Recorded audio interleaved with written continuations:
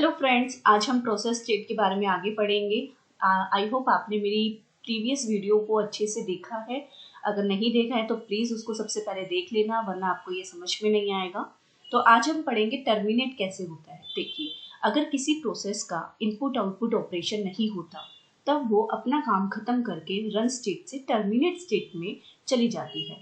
यानी कि अगर आपकी प्रोसेस रेडी से रन में आती है तो अगर उसका कोई काम है वो हो जाता है पूरा, यहाँ पे इनपुट आउटपुट की इसको ज़रूरत नहीं होती, तो वो सीधा क्या हो जाती है, टर्मिनेट हो जाती है। तो अगर उसको इनपुट आउटपुट की नीड होगी तो वो कहाँ जाएगी, वो वेटिंग ब्लॉक में चली जाएगी। अगर उसको इनपुट आउटपुट की नीड नहीं है तो वो अपना काम खत्म करके एग्जिट हो जाती है, टर्मिनेट स्टेट में चली जाती है। टर्मिनेट स्टेट आपका हमेशा सेकेंडरी मेमोरी में होता है, ध्यान रखिएगा।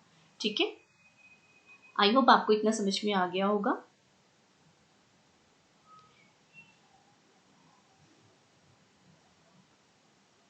सपोज यहाँ पर बहुत सारी प्रोसेसेस हैं, लाइक P0 से P100 तक, जो रेडी स्टेट से रन स्टेट में वन बाय वन जा रही हैं, और सभी प्रोसेसेस को इनपुट आउटपुट ऑपरेशन के लिए वेटिंग स्टेट में जाना पड़ता है। तो उस वाले केस में ये जो वेटिंग स्टेट है ये क्या हो जाएगा, ये फुल हो जाएगा। ठीक है, ये फुल हो जाएगा। तो उस वाले केस में क्या होता है, तब वेटिंग स्टेट फुल हो जाएगा। ऐसे में वेटिंग ब्लॉक कुछ प्रोसेसेस को अलग दूसरी जगह सेंड कर देता है कुछ टाइम के लिए, और वो कौन करता है, वो करता है मिड टर्म शेड्यूलर। ये इसको स्वैप आउट और स्वैप इन भी बोलते हैं, क्योंकि मिड टाइम शेड्यूलर क्या करता है, कुछ प्रोसेसेस को स्वैप आउट करता है और फिर कुछ प्रोसेसेस को स्वैप इन करता है। कैसे करता है अब वो देखते हैं। सस्पेंडेड वेटिंग क्यू ब्लॉक जो होता है वो सेकेंडरी मेमोरी में होता है, और ट्रांसफर कौन करता है, मिड टर्म शेड्यूलर करता है। मैंने अभी बताया था आपको। तो ये जो सस्पेंडेड वेटिंग क्यू है इसके अंदर ट्रांसफर कौन करता है, मिड टर्म शेड्यूलर करता है। क्यों करता है, जब आपका ये फुल हो जाता है तो इसमें से कुछ प्रोसेसेस को वो कुछ टाइम के लिए सस्पेंड कर देता है, सस्पेंड कर देगा। और ये जो सस्पेंडेड वेटिंग क्यू होता है ये सेकेंडरी मेमोरी में होता है। ठीक है, और ये जो वेटिंग क्यू होता है ये आपका मेन मेमोरी में होता है।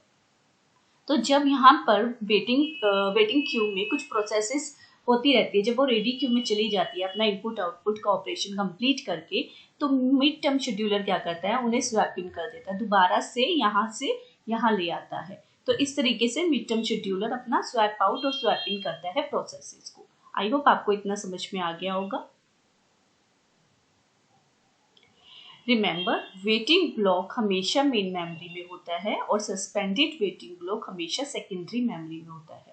तो अभी मैंने आपको बताया था ना, ये मेन मेमोरी में होता है और ये सेकेंडरी मेमोरी में होता है। वेटिंग ब्लॉक की प्रोसेसेस को सस्पेंडेड वेटिंग ब्लॉक में मिड टर्म शेड्यूलर ही लेकर आता है, और जब वेटिंग ब्लॉक एम्प्टी होने लगता है तो मिड टर्म शेड्यूलर ही सस्पेंडेड वेटिंग ब्लॉक से वेटिंग ब्लॉक में प्रोसेसेस को सेंड करता है। ठीक है,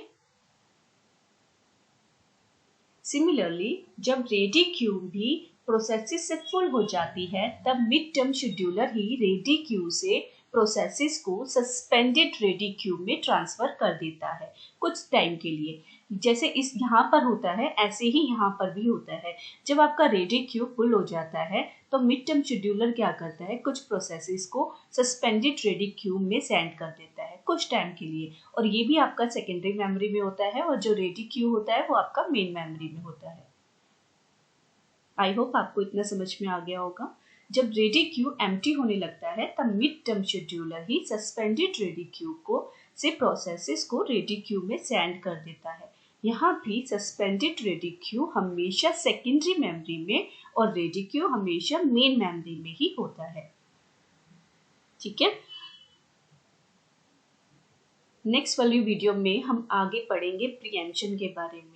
ठीक है, अगर आपको इससे रिलेटेड कोई भी डाउट है, जितना हमने अभी तक पढ़ा है प्रोसेस को लेकर, इससे रिलेटेड अगर आपको कोई भी डाउट है आप मुझे कमेंट करके पूछ सकते हैं।